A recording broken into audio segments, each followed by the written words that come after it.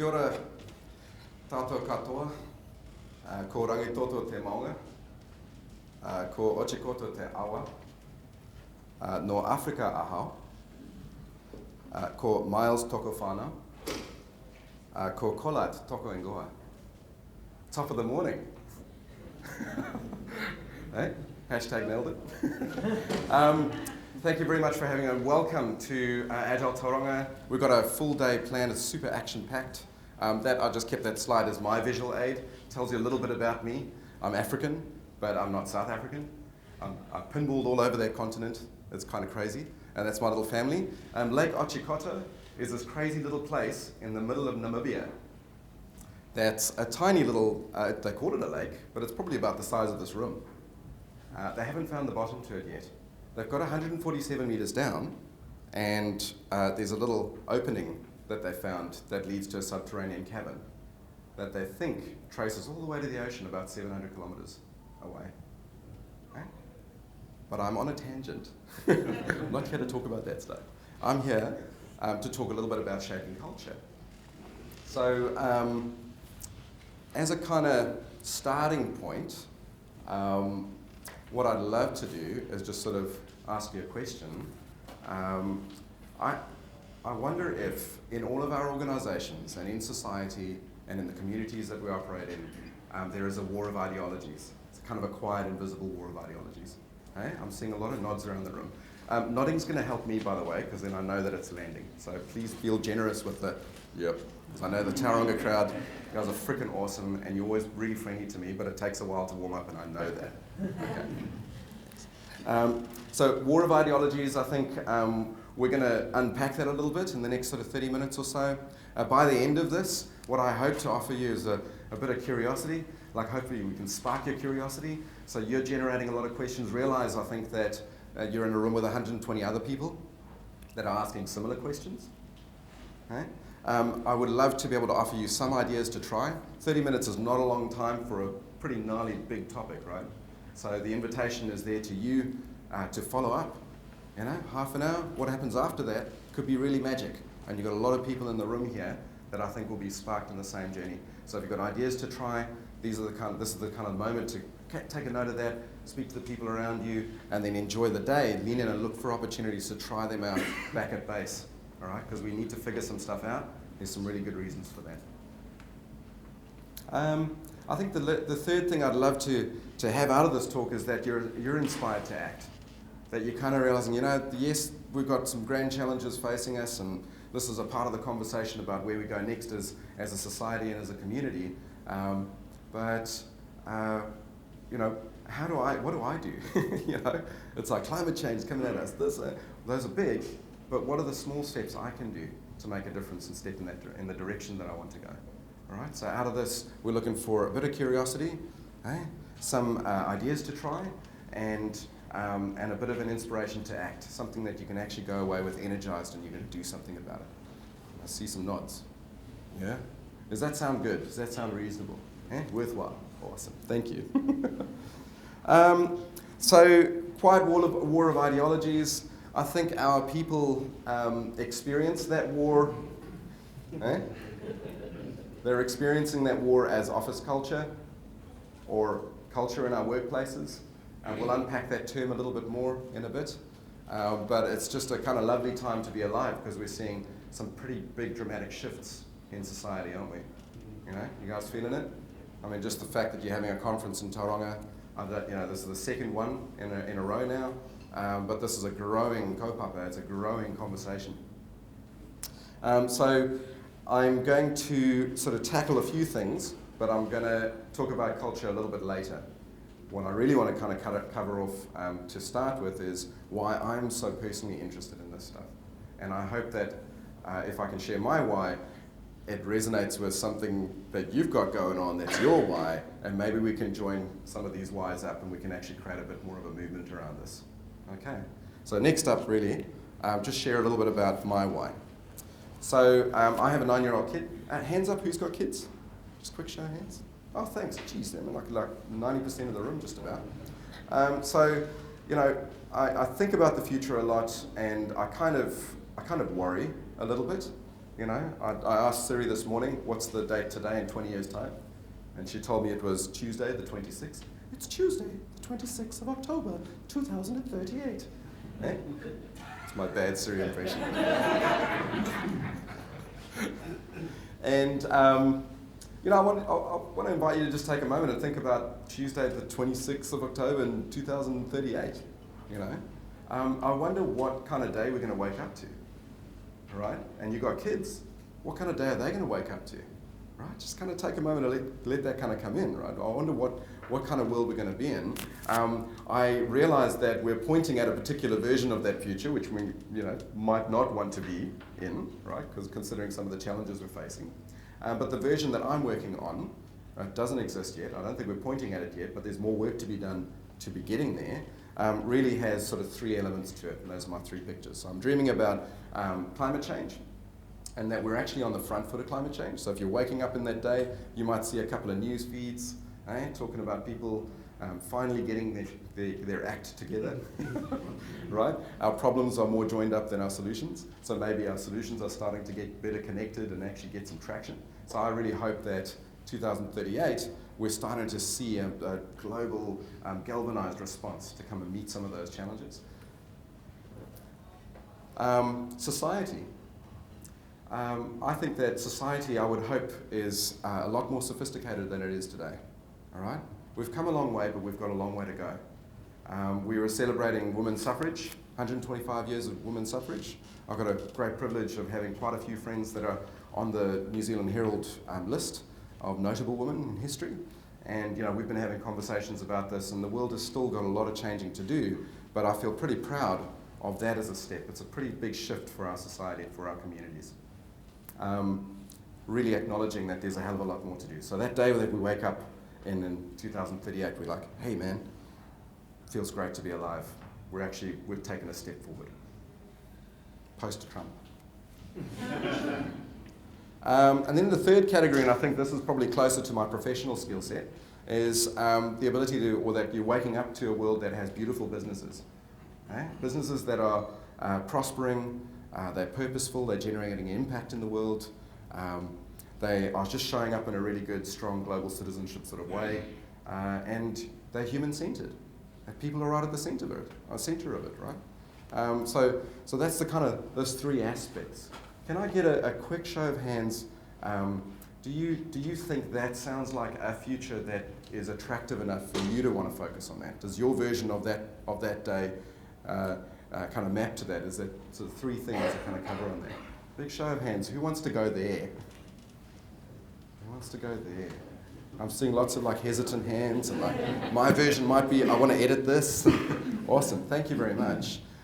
Given the trajectory that we're on at the moment, you know, we've got a whole bunch of stuff going on. Do we, you know, maybe that's a show of hands as well. How confident are we that we're heading directly for that future right now? No hands going there. Interesting. Yeah, wobbly, because, you know, we like Hans Rosling and Gapminder and whatnot. He publishes a lot of data that says, actually, sometimes our view of the world is skewed by lots of sensational, terrible headlines. And sometimes the data tells a different story, so I like that, thank you. So that future is attractive.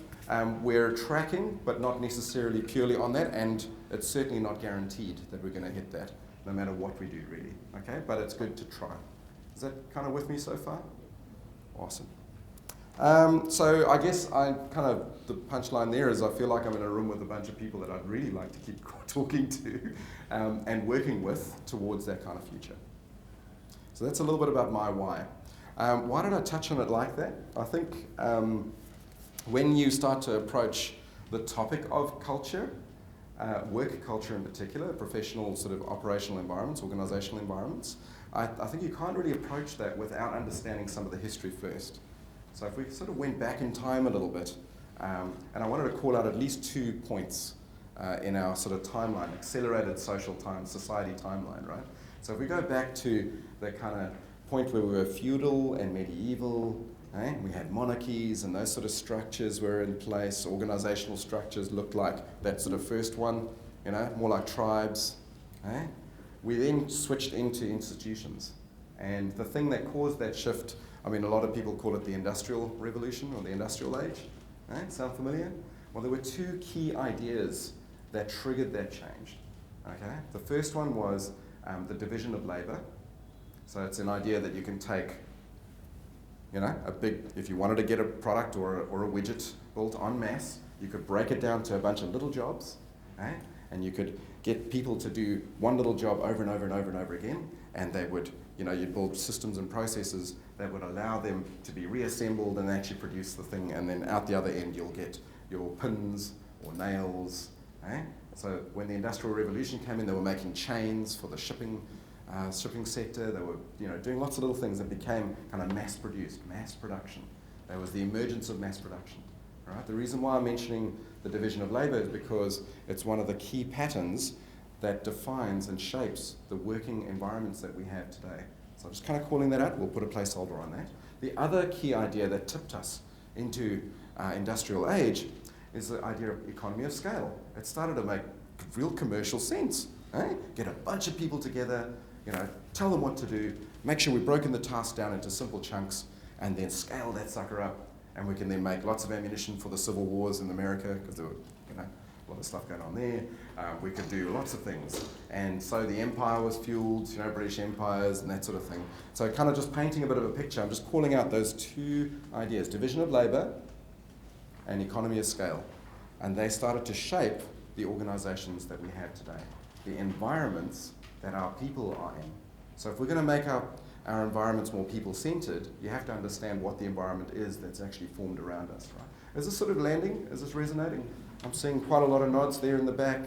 Yeah, awesome on that side, thank you. Oh, thumbs up in the corner there, nice one, thank you. So yeah, I mean, I think it's estimated that you'll spend about a third of your life in a workplace of some kind. So it kind of makes sense to do something about it now, right? Does that make sense? Cool. So I think one of the things that sort of lands for me when I look at organizations, I can see a lot of tensions that people have to exist inside.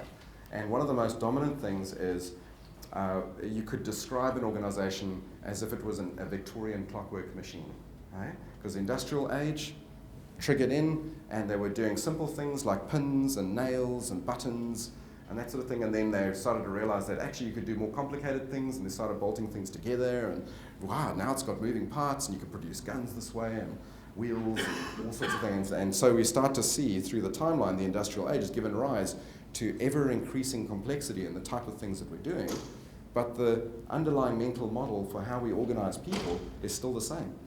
It's a clockwork machine. You've got a job description. As soon as you drift off your job description, you start to have conversations with your people leader, right? Eh?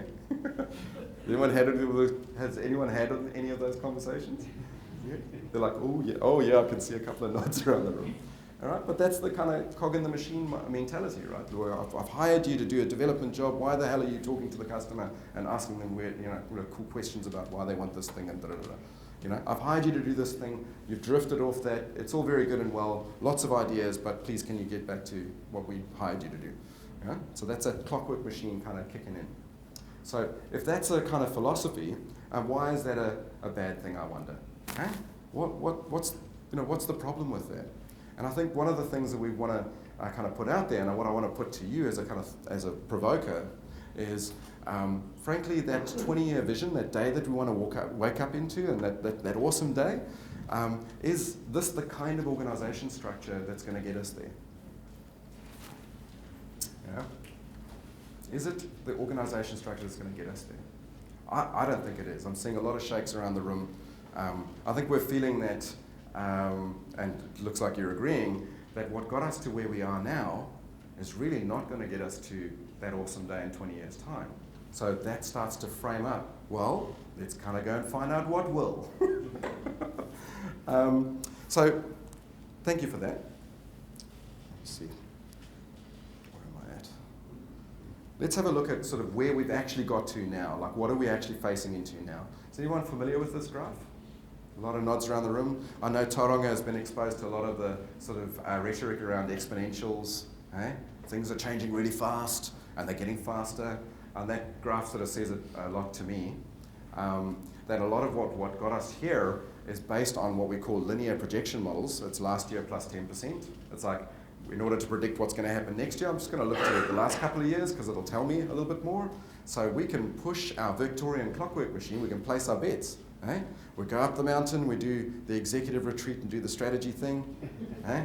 We come back down the mountain and we say, hey, here's the budgets, we're going to push all our capital and resources in the right place, ready for mass consumption.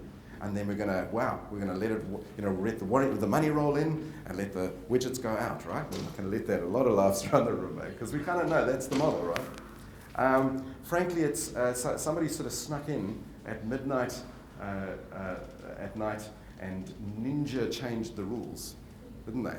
Eh? I can't even pinpoint exactly when that might have happened, but we're reaching some tipping points. Another friend of mine described this as, we have experienced more change as a species in the last 30 years than we have in our entire accumulated history. It's kind of heavy, right?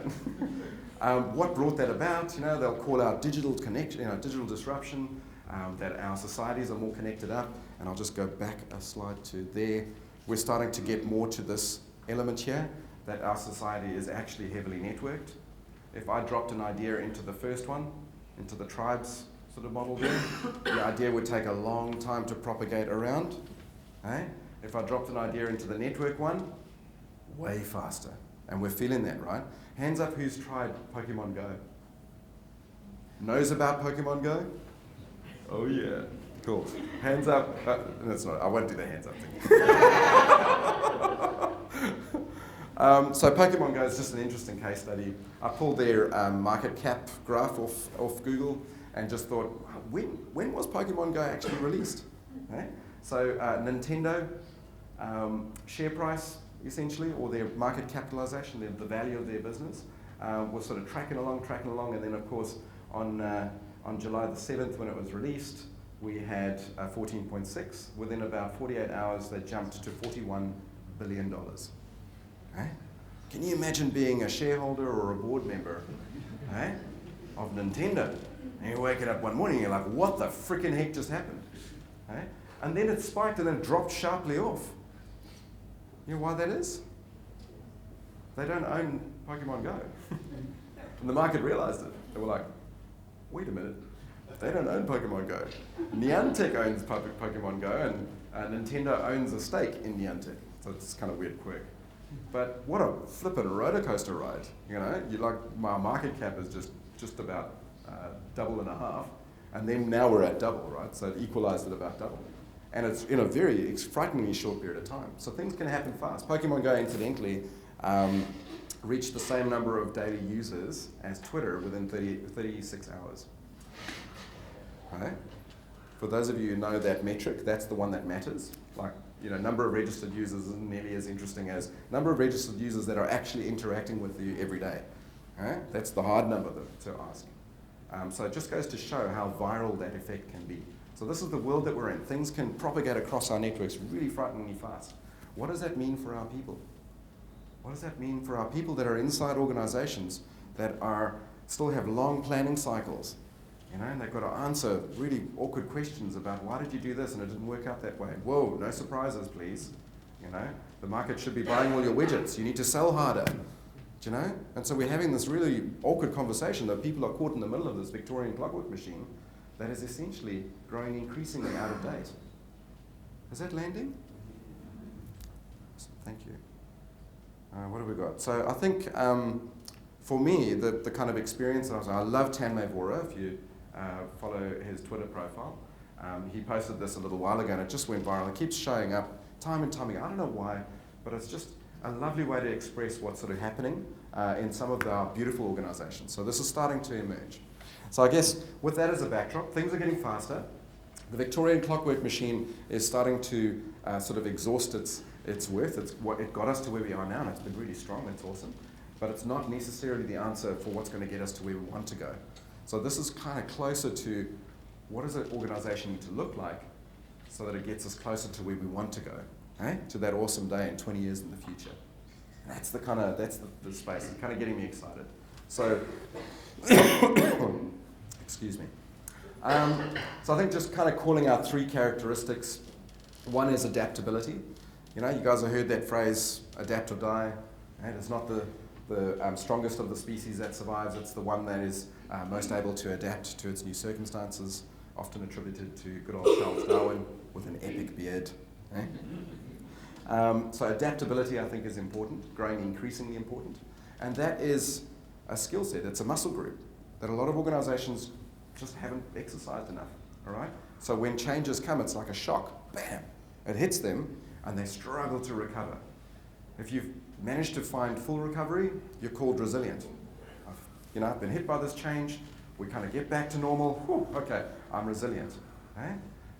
If I don't make it all the way back to normal, and I'm always kind of at a, I'm losing my ground, then what happens there, right? So we're into a kind of place where adaptability becomes incredibly important, not just for survival, but I would say the positive side of that is for thrival. Is that a word? Eh? Thrival. Let's get thrival. Yeah. So learning at scale becomes important. You know how we said, well, when that division of labour and the economy of scale, those were important. What that did was give rise to our institutions. Our institutions like finance, law, council. We've got a whole bunch of people from council, Tauranga City Council, welcome by the way. Those are the institutions that came out of our industrial age, and they're coming under increasing pressure, right? Nodding along. We had a good conversation just now about that. And then I think the third thing I wanted to call out in there, which is actually my topic, and I'm finally getting to the point, right? is culture. Eh? Is what kind of culture have we got inside our organizations? So there's a little bit of context there, but I feel like it's important. I think so often, and I know I've been here in Tauranga talking about different topics, and they mean things, lots of things to different people, and there's a lot of hype, like the word innovation.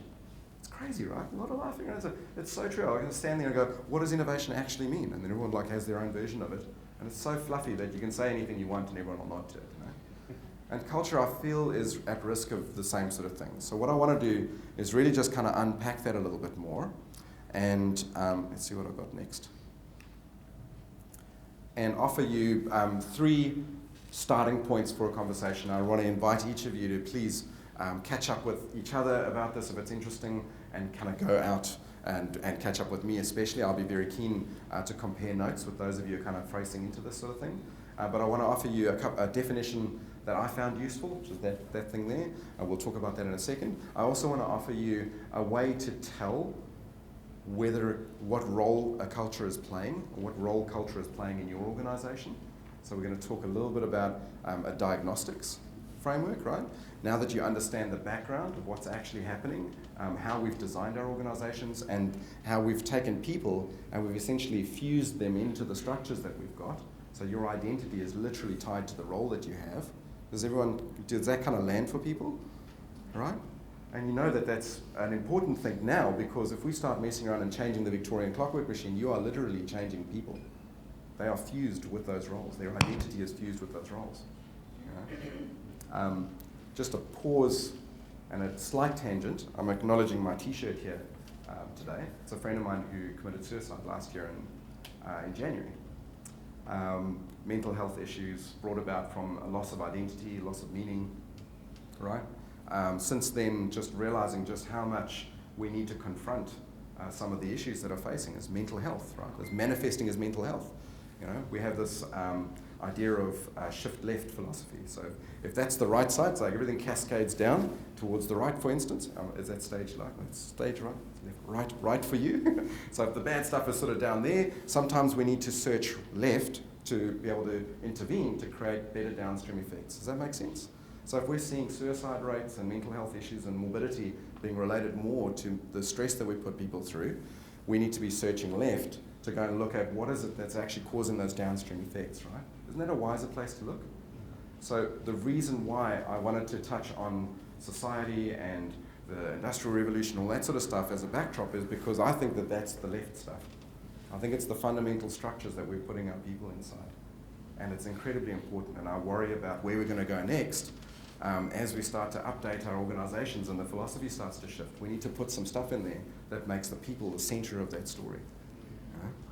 And I think one of those keys is to be able to separate the person's identity from the role. that's required by the situation that you're in. So that leaves you with a different thing. And I think Agilists, the people that are supporting the Agile movement, design thinkers, I look around the room and I see a lot of people that have been in this on this journey for a long time. We're starting to converge in the forest, and we're realizing actually the thing we tend to have in common is the people in the middle, but we can create prosperous, elegant, beautiful structures that can help liberate our people and give them a really powerful place to operate from. So that's the goals, right? Nods? Yeah? Are you with me? You with me? Yes, we can. So learning at scale becomes important.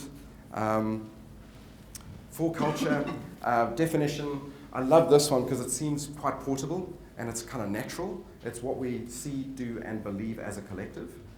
There are many other sound bites, and I would encourage you to generate a few of your own and then find the one that you're comfortable with. When I say culture, this is what I mean. It's the way we roll, or it's etiquette around here. This is just how we do things. Look, we really value this and not that, or this over that. So there's lots of ways to kind of express it. I find this one as a nice, elegant one, and I think it's hopefully good enough for us to kind of move into the next stuff. But is this kind of a good working definition for now for us to work forward on? Definition of organizational culture, or high-performance culture, is what we see, do, and believe. Okay? What are the signs of an awesome culture? What are the actions, behaviors of an awesome culture? And what are the belief systems that are underlying it? Okay? Do we still believe we're a Victorian clockwork machine, or have we started to realize that the organization is actually more like an organism? Okay?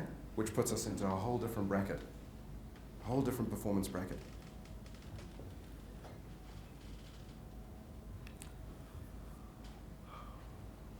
So the next up, I want to talk about a little story that I heard a while ago, and I think it works really well when you try to understand organizational environments, right?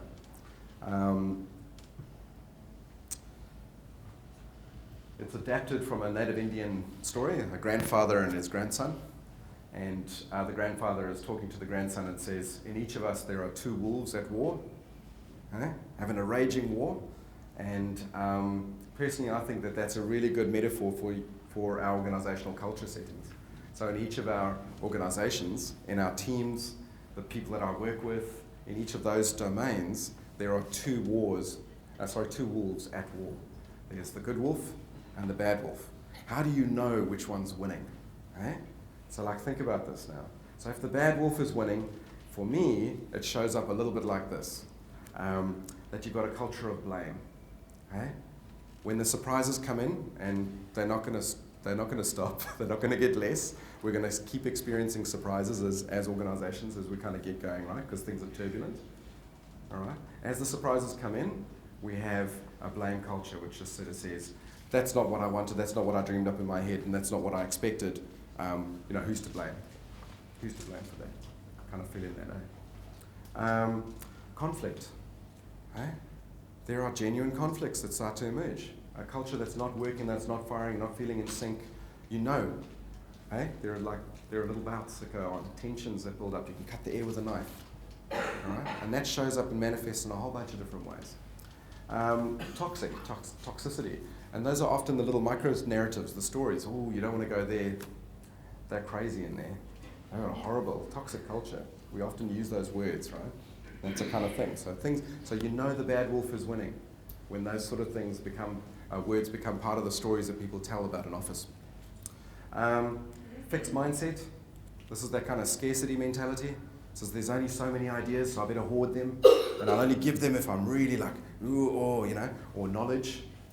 There's only Agnes, she knows how to do that, and you've got to go speak to Agnes, and she's in such a state, angry state or whatever, that she's no, I'm not sure I can help you now, I'm so busy. So you end up with these sort of knowledge islands, clusters that form. That's very much a scarcity mindset. It's a kind of my cog in the machine has actually conditioned that in a lot of ways. And then I think, did I do fixed? I did fixed. Fixed mindset is the kind of no, that's the way we've always done it. A lot of nodding around the room. No, we've always done it that way. No, that'll never work. If it worked, it was just pure luck. It'll always be, it won't actually work again. We tried that last year. Never works, So we suck the energy out of anything that would give us the ability to grow into something that might be new, all right? So fixed mindset, this is the wolf winning, okay? It's kind of, I know, I'm sorry, I'm making us depressed. I can see everyone sort of sink a little bit lower in their chairs. All right, let's perk it back up again. How do we know when the good wolf is winning? How do we know when the culture is really firing and it's working and it's like, and it's a culture is a lot like plumbing. You can't see it, but you know when it's not working. Right? But how do we know when it is working, right? Sometimes that stuff's invisible, but we can see the hallmarks of it. The good wolf is winning, all right? When you start to see, for me at least, some of the opposites of what I just talked about. Instead of blame, we've got a bit of safety, right? But it actually feels pretty free and safe, and I feel like I can fully show up, my whole self can show up at work, not a little compartment of me that I give to that organization in exchange for my salary, and it's only the compartment, the shape of the cog that they ask me to give them, the job description, right? And I don't feel like my whole self is there. I could help them out with that because I'm mates with Jacinda and she could go and have a yarn, but I'm not gonna, right? Because I'm only the accountant and they tell me what to do, and so I don't care. So there's a little bit of that. But in these sort of situations, it's safe to be acknowledged, to be folded in, inclusive, right? Coaching. I think there's a coaching philosophy in good cultures. It's like, hey, I know you tried that thing, but I want you to try again, and this time try something different. There's that story of the football teams or rugby teams, for instance. Hey, you're on a rugby team, you know the two types of teams I'm talking about? Those of you who probably played team sports and that. Hey, there's the player that messes up on the field. Hey, man, and the stakes were high and everyone's disappointed. And hey, there's two types of responses to that, isn't there? There's the clip over the back of the head, sort yourself out, and the venom and the toxicity. There's that sort of response. And then they hate themselves a little bit, they shake it off and they get back into the game. There's that kind of culture, all right? Or there's the other one, which is the hand on the shoulder, shake it off, mate. I saw what you did. I'm glad you tried. Shake it off, I got you covered. I want you to try again, this time try something different. And that's a wholly different place to be. So the event's still going to happen, but it's how we treat it, how we show up into that really matters. And of course, transparency. If you speak to the average primatologists, people who study great ape societies, they'll tell you humans are no different. In environments that have a lot of transparency, the lights are really bright and we can see how everyone's interacting and socially working together and all that sort of stuff, we tend to find more collaborative behaviors. And it happens in the jungle. When you've got chimp societies, you'll often have collaborative behaviors emerge from very visible social settings. So the chimps will all be in the clearing in the forest, and they can all see each other, and they're all doing the grooming thing. You'll often find rival males grooming each other, which is kind of like, it's a bit odd because wouldn't they want to eliminate their competition and be that sort of thing? So it's just kind of this weird thing about the sort of social transparency of that. But most murders, violence, and competitive behaviours, if you kind of categorise it as these two broad headings, competitive behaviours will happen away from the troop, all right? When the chimps are on a hunt, and they're away from the troop, and they get an opportunity, they'll take out a rival in a heartbeat. Why is that? Business case, The costs out, in the one setting the costs outweigh the benefits because there's a social backlash, all right? And in this setting, when you're alone and you've got an opportunity, the benefits outweigh the cost. I don't get the social backlash. It doesn't cost me anything, and I can eliminate a rival. That's cool. So competitive behaviours. And I think human societies are the same. We had a blackout in Manhattan in the 1990s, and there was a really great case study about the amount of how crime spiked. There's a series of rolling blackouts over Manhattan, and they just watched this correlation between petty crime and crime in the city. Just went whoop, and just a spike with every blackout. And it's just this kind of literally a strong correlation between the lights and sunlight, transparency, and collaborative behaviour. So if you want collaborative behaviours in your organisations, there's a key, is that's one of the things you can dial. What can we do about it? So I guess this is probably a good segue into some of the levers that you've got available. This is a talk that Jeff Bezos put forward, or an idea that you tend to have two types of decisions in businesses. There's the kind of one-way door, the type 1, and then the revolving door decisions. So type 1 decisions are you have to weigh it up really carefully. Once you pass through the door shuts, you can't go back, it's not easy. Do we sign the contract or not? Do we do this, do we that? And then the other door, or the other type of decision is one that you can keep going back and iterating on. And in our organizations, if we're going to be kind to our people, we need to be treating all of our decisions more like type 2 decisions.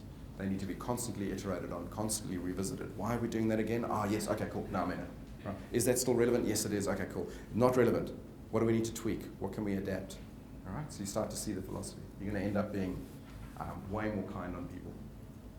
So just a useful thing. One of his keynotes, he would suggest that there's no fundamental issue with type 1 or type 2 decisions. It's the problem comes in when we treat all of our decisions as if they're type 1. I think introducing some mindset things, you're going to hear a lot about that during the conference today. I've got about 5 minutes left of this talk, so I want to make sure that we're facing into the rest of the day. You've got a lot of opportunity to explore in different directions. This is a very useful framework. Nods around who has seen that before. Yeah, it's quite a popular, quite a viral model at the moment, and I think it's nice and portable for our non-technology settings. For people that have office spaces as a nice general introduction. The up and down is all about people, and the side to side is all about the work. And it's a gentleman named Joshua Kirievsky who's done a lot of work in promoting agility beyond technology, and I've always found this to be a nice thing. But what I wanted to highlight was bringing in the tools that will help our people understand the mental models. So we've got to shift our people and ourselves from the Victorian clockwork machine to other things. So you've got to offer alternatives to make sure that we're behaving more like an organism and not like a machine, like some engineered thing that can be precisely designed for every situation. Cool. I think I've got one or two more to mention. But yeah, I think as a kind of wrap-up question, do you, give me noddies, all right? Give me a bit of nodding. Do you think that if we worked on the cultures in our organizations, if we put humans in the center of all of that, we use some of the ideas as a starting point here, we can follow up on that. But do you think that's a step in the right direction? Yeah, for sure, right? That sort of vision of our 20-year, that awesome day, I mean, I would love to see some of this reach maturity there, that it actually becomes normal, that we walk past a museum one day and go, what? We used to do business that way? That's crazy, right? So, cool. Thank you. I'm going to invite a challenge for you is to help us all make awesome normal. I think that's pretty much where I'm at for my talk, the stuff that I wanted to cover. Could I ask you to please turn to the person next to you and have a quick conversation about something that you learned from this talk, all right? And something that you want to try, bonus points, something that you want to try to move us in that direction. And bonus points if you agree to catch up in 2 weeks' time for a coffee and compare notes on what you actually did about it. Go!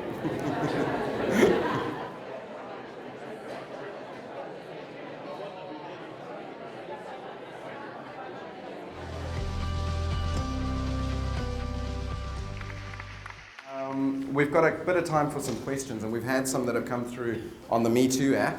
All right, if I just kind of rip through them, Carol? Yeah. Cool. Should we start there, and then we can open it up to the floor for a couple of questions and just sort of round this out, and then we'll kind of move into the next part of the day. So the first question I've got is, how do you move from doing mini waterfalls to Agile? How do you move from doing mini waterfalls to Agile? Is that something you really want me to respond to? Or is that something we can explore outside the room, I wonder? I've got an answer. One would be that it would make a hell of a lot of difference depending on the setting. So there's a classic, I'm trying to avoid the classic coaching response, which is that it depends. I like to park the terms agile and waterfall off to the side and ask about what does it take to deliver value, what does value mean, and often ask questions around what does the delivery model look like, what is the process and the people and the systems and the resources that you've got, how do they all work together to create value, and what is, who's it for and why is that so important? So I like to kind of go back to fundamentals, and very often I find that because we're trying to explore new things, we're at risk of muddying the water here. We overuse the word agile. Agile becomes the sticker we put on everything. Even this conversation is agile, and my phone in my hand is agile. And it's just like we're hitting everything with the agile stick. And so I guess that's just some of my instincts. Often take the conversation back to what does value mean, who's it for, why does it matter, okay? And then let's look at what are the patterns that are showing up, how do you normally deliver, and what are the sort of the problems with that? And then often from that place, once you've diagnosed it a little bit more, you can often bring in some of the patterns that we know work well in those situations. So often waterfall is really an emergent way of solving a problem, a deliberate way of solving a problem. It's very plan driven, and it's built off that philosophy, that Victorian clockwork machine philosophy. I have to predict what impact I'm going to create, and I have to marshal all the resources to get there. It's a little bit like setting the wedding date, but we haven't asked her out yet. I hope that's a starting point.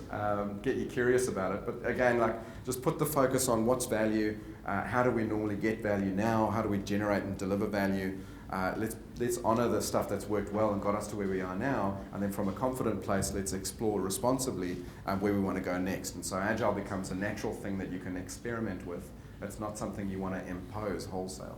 So advice to whoever asked that question, start small and learn, and once you've found something that actually does fire and it hits your sweet spot, right, then scale a little bit more of that, and test and learn as you go. Cool, is that good enough for now? Yeah, thank you. Another question we've got is, how do you move from doing, that was another question that's just come in over the top of that. How do you affect culture change from the bottom up? Oh, fantastic question. I wonder if it's happening naturally, So how do you affect culture change from the bottom up? I think there are a lot of social hacking opportunities. Most of the coaches that I work with and the teams that we work alongside, there are heaps of opportunities. Once the questions start rolling in, you can't do much without being invited in, but once the questions and the curiosity starts rolling in, you then have the ability to introduce experiments, thought experiments, questions to kind of keep the inquiries going. You then have the ability to get alongside and adjust some of the structures that hold up people back and that keep them really suppressed and constrained. So, I know that Alex is going to be touching on liberating structures later today, and I'm experiencing pangs of FOMO. If I'm free, I'm definitely going to be there. And I think that's an area that I would look into about deploying lightweight little patterns, little social patterns that help to liberate the conversation, free it up a bit more, and that groundswell can build. I feel like it's an and. You can't rely on that as the only measure. You have to make it inclusive conversations up and down organizational hierarchies. So leaders are, somebody once said to me, the higher up you go, the more the altitude, the stronger the winds, right? And they're human as well, and they're part of this story, they're part of this kaupapa. So I would suggest bottom up, but make sure it's vertically integrated as well. That you've got a story that goes up and down as well as side to side. A book suggestion there is is a handbook for political dissidents. It's called From Dictatorship to Democracy. Very cool, it's a little lightweight thing, and largely credited with some of the Arab Spring, the uprising in the Middle East. It's turned around, so people bottom up, overthrowing power regimes and that sort of thing. There's one of the incendiary book ideas that popped around and is credited for generating a lot of that momentum there. Good enough for now? Just one more on that? Sure, yeah, I've got like 20 that have come in now. All right. Do one more save so Okay. What about culture change? I've got a few thumbs up. I'm going to look for the one with the most thumbs up.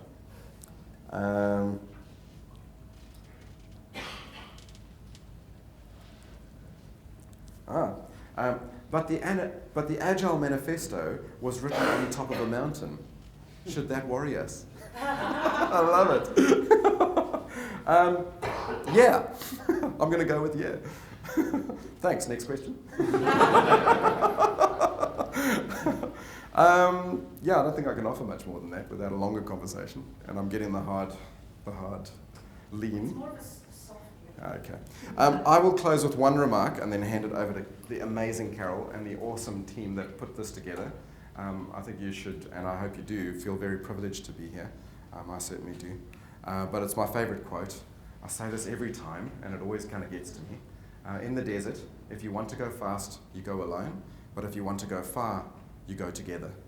Thank you very much, everyone. Thank you. All right.